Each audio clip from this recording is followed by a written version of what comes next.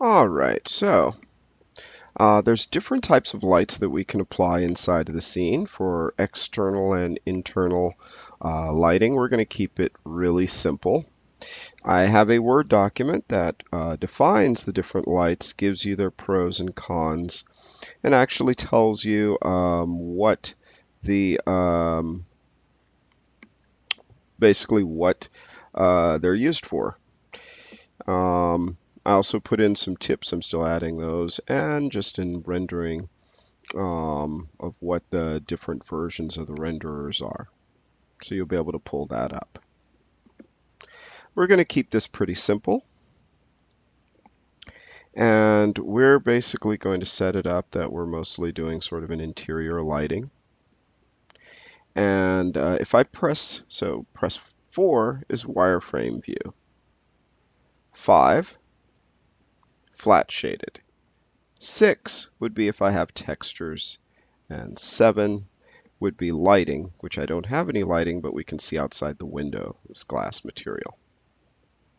So if I go, hold down my space bar, left mouse click above the menu, so like right between these little brackets here, and open up Hypershade Render Perspective. So I'm holding down the space bar, I'm holding down the right mouse button, and it opens up my Hypershade view. And what I want to do, I'm going to switch my tabs. These are all the things in my scene to lights. And if I actually, I can either right click, create a light from here. Blind, there it is right there. Or sometimes I'll just do this, create lights, and here they are here. And if I click on this little tab, I can just tear that off and then just have my own menu.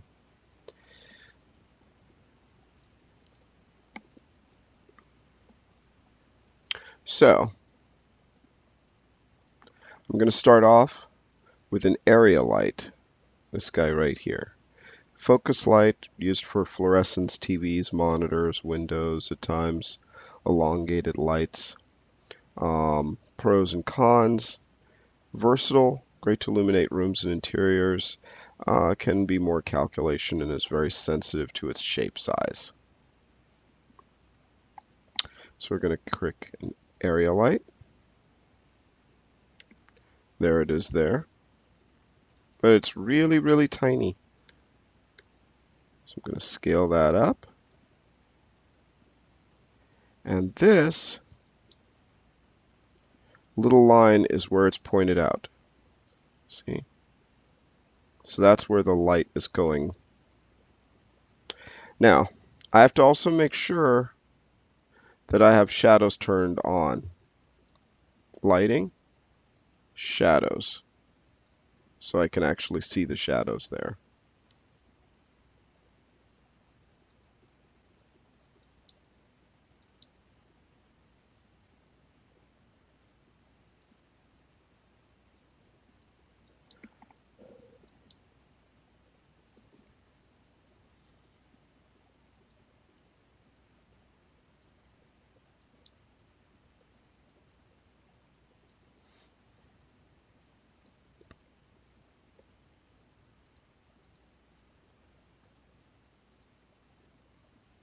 So you can see I can increase its intensity.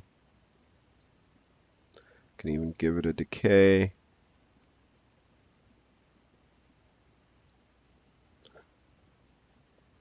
To make it drop off more.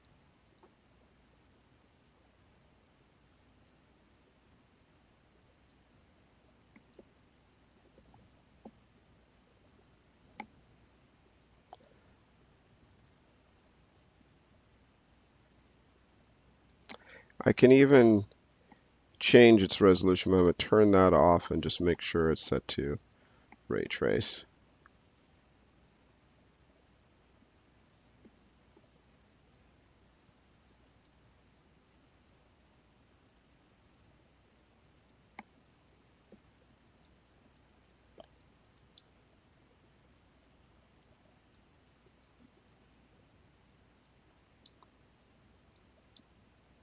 Now you notice it's pitch black, so I'm going to hit an ambient, but now it gets really blown out because this is too high. So I'm going to turn that down to like a 0.1. There we go. And I could even color that.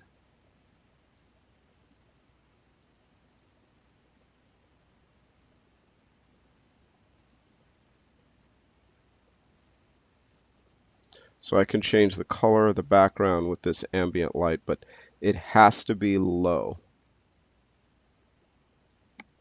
Because the ambient light, everywhere light, should be minimally used at a very low intensity. I'll put this in. You only need one, if that, in your scene.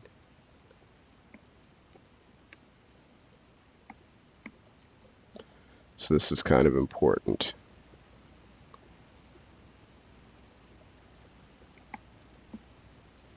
That's important.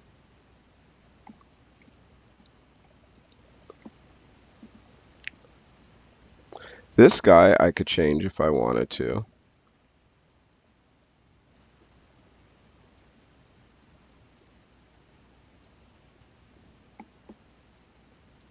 That's the ambient light.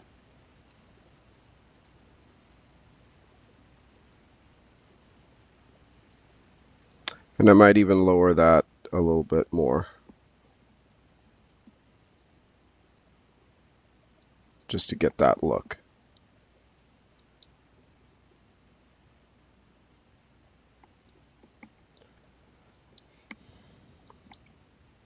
If I wanted a light like this,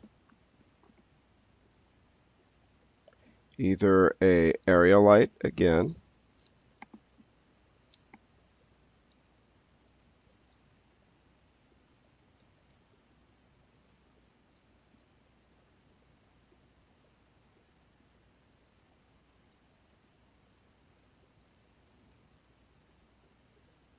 let me see how it's at an angle.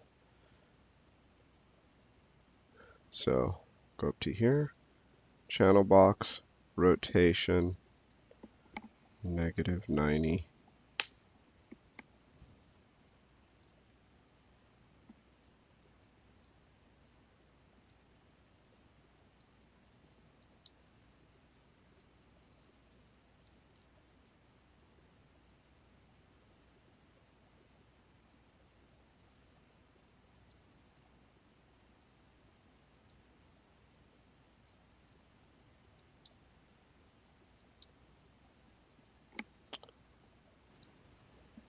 Okay, I had a little technical difficulty, so we're just going to. So I was having a few problems with the lighting, just a weird technical glitch. So instead of using an area light, I'm going to create a spotlight.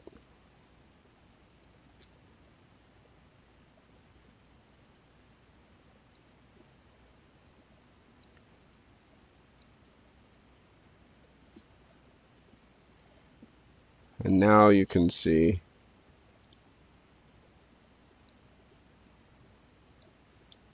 it's casting shadows.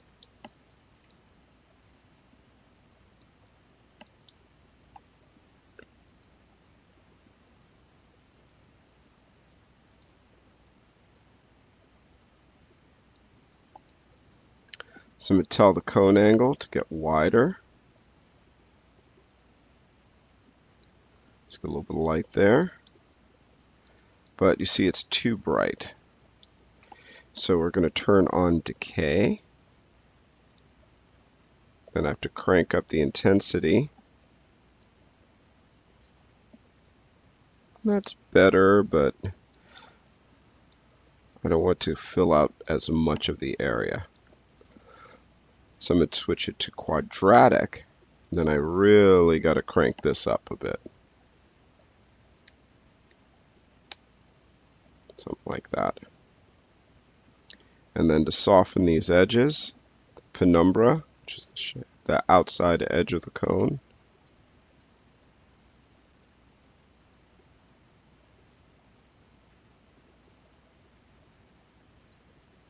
And the drop off.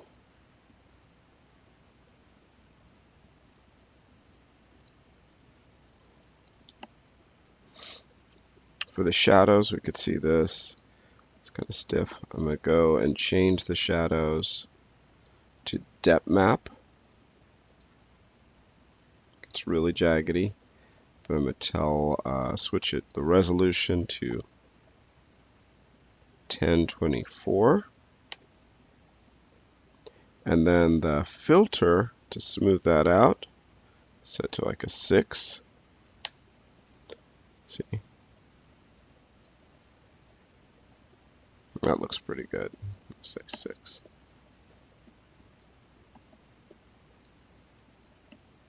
And we can see these shadows cast here.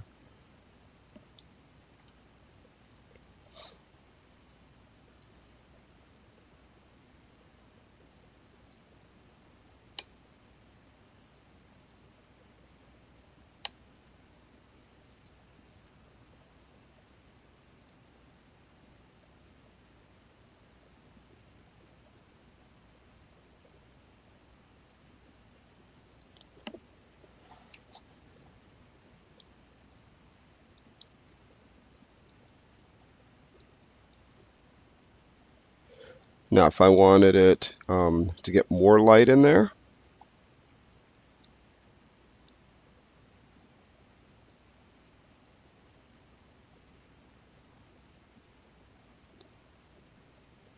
I could do the same thing, grab a spot.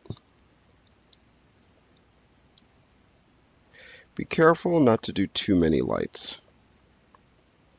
The video card kind of doesn't like anything over 8 that are all active hardware-wise on top of each other.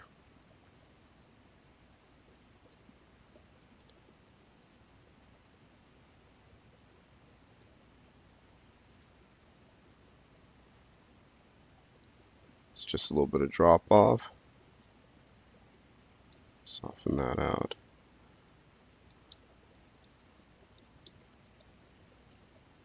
If it's coming from these lights.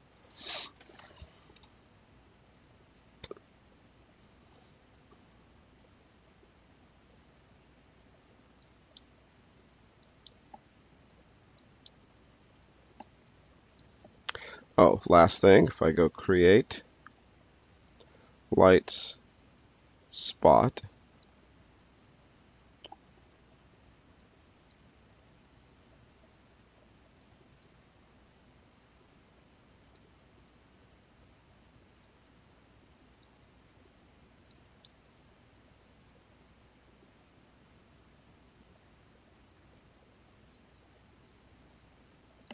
and I want to have a sconce.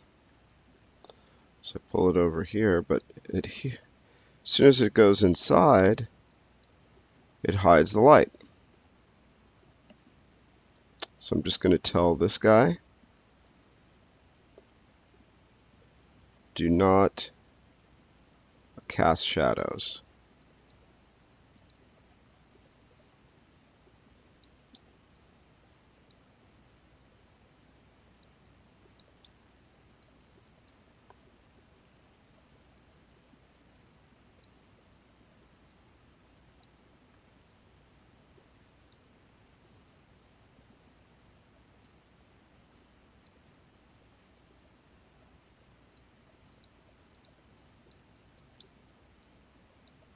See that?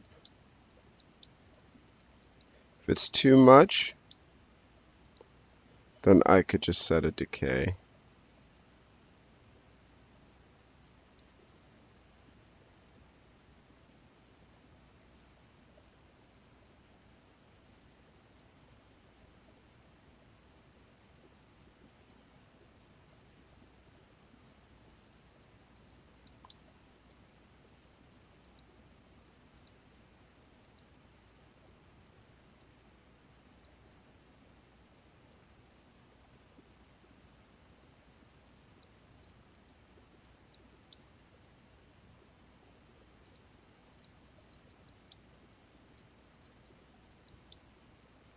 So now I can have this.